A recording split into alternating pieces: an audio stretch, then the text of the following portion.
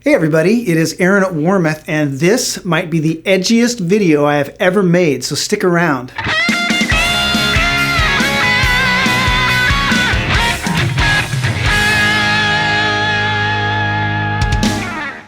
Today, I'm going to be talking about all of the edge treatments that Warmoth offers on our bodies. And as I say those words, it's probably dawning on you that the teaser intro was a pun. And I offer no apology. I stand by my decision. So there are a lot of edge treatments that Warmoth offers. And because they're all around the perimeter of the body, they often get lumped in with the binding option. Which can be a little bit confusing if you don't know how they're all done and what the differences are between them. And they all have very specific rules that allow or disallow them. So it can be a little bit confusing. So I'm going to go over them today. But first, let's talk briefly about binding, which is kind of the mother of all edge treatments. And binding is basically, as you can see on this body here, it's a piece of plastic that gets physically glued onto the body all around the perimeter. We route a little notch for it and it just gets glued right in there. So that's binding. I'm not going to, like I said, I'm not going to talk about it in depth today. I just want to kind of put it out there as a point of reference. So now let's talk about the other edge treatments. And the first one is what we call natural masked edges. And you'll see this referred to by other names. Some people call it faux binding or whatever, but it's all referring to the same thing. And this is basically done as part of the finish process. There is no piece of plastic that gets glued in there. There's nothing, no foreign object in there. It's part of the finishing process. And basically what it is you take a thin piece of tape and you mask off a line all around the perimeter of the body. You spray the color on and then you peel that tape off and it leaves a little a little peak of the natural wood showing through all around the edge. So it kind of has a similar look as binding, but it's completely done in the finish. When we do this, it requires that the body have a lamb top because we need to be able to see that seam all around the perimeter and use it as a guide for putting the tape down so that we can get a nice straight edge. And there are two other edge treatments that we do that are also part of the finishing process. And they kind of go together. One is called Burstover and one is called Clean Line. And basically what those are referring to is how you want us to handle where the back color and the top color meet along the edge. This body here is Burstover, and as the name implies, basically what we're doing is taking a finish from the back of the guitar, pulling it all the way around to the front and ending it as a burst around the perimeter of the body. And for most burst finishes, that's kind of standard operating procedure. Like if you had a black, red, yellow burst with the finish was black, we just pull that black over to the front and it becomes the black part of the burst. And with a Burstover, a lamb top is not required because we don't need a line to find that edge. We're just pulling the finish all the way over to the front and ending it as a burst. So the clean line option is just the opposite. Instead of pulling the finish from the back and bursting it over around the perimeter, there's actually a clean line where the top finish and the back finish meet. And you can see it on this body here. And when you choose clean line, you also have to choose a lamb top. And it's, again, because we need the lamb top there so that we have a frame of reference for masking off the body right along the edge of that lamb top.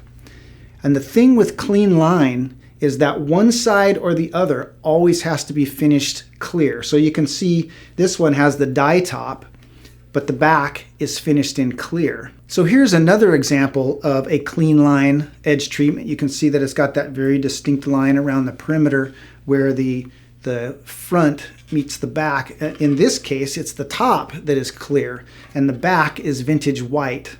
This is a color combo that we often do for the showcase. It's got a zebra wood lamb top.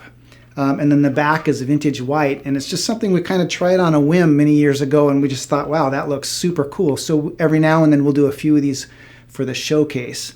But again, in this case, it works because the back is a solid color, but the front is finished clear. And the reason why you need one side or the other finished clear is because you can't paint one side and then paint the other side. It's very difficult to do that. You have to be able to mask off one side and paint the other side, pull the mask off, and then just finish the whole thing in clear. So that's why one side or the other has to be clear. So having to choose between a Burstover or a clean line, that choice almost always comes up if you've chosen a dye finish on a lamb top. For example, if you chose a flame maple lamb top with blue dye, then you could potentially pick a black back or a candy blue back, and then you would be asked, well, do you want that to burst over or do you want that to be a clean line? And right now you may be saying, well, wait a minute, I thought you said that for a clean line, one side or the other has to be clear. Well, on a dyed top, like for example our blue dye, it actually is finished in clear because the blue dye is applied by hand. And then you can mask that off, finish the back, pull that mask off, and the whole thing gets finished in clear. So even though the top of a dyed body has color on it, it's not a finish. It's hand applied, and you're just finishing clear over the top of that. And that's why you can do a clean line on a dyed top with a finished back. It's complicated, I know. I'm doing my best to explain it. Hopefully I'm getting the message across here. Now the final two edge treatments that we offer have nothing to do with finish. They have everything to do with construction, and they are a dark accent line or a light accent line. And basically what that is a thin piece of wood sandwiched between the core and the lamb top. So in this case, you have a swamp ash core, and then the front is actually flamed swamp ash, which you don't see very often, but this is a nice piece of flamed swamp ash.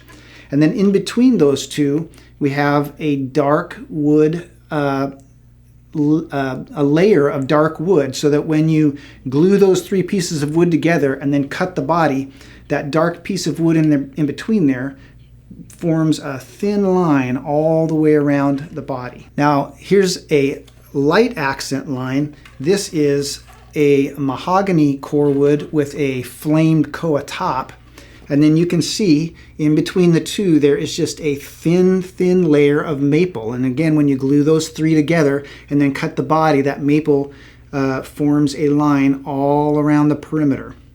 Now when you get either a dark accent line or a light accent line, the body has to be finished all over in clear. If you do any kind of finish over that, you're just going to end up hiding the accent line. So we only do clear finishes on accent lines. And the other thing about accent lines is that we can't mask them off. Like if you wanted a solid finish with just the accent line, we can't do that. It's just too fine to be able to mask off. And by the way, all the bodies that I'm using to shoot this video are going into our in-stock showcase as soon as I'm done. So if you want that flamed koa lamb top body, if you want this flamed swamp ash with the accent line, check out the showcase or give us a call because they will be available shortly. And those are all the edge treatments that Warmoth offers. It's very complicated, lots of crazy rules. So if you have any questions, make sure and check out our website or give our customer service reps a call. And until next time, keep on picking.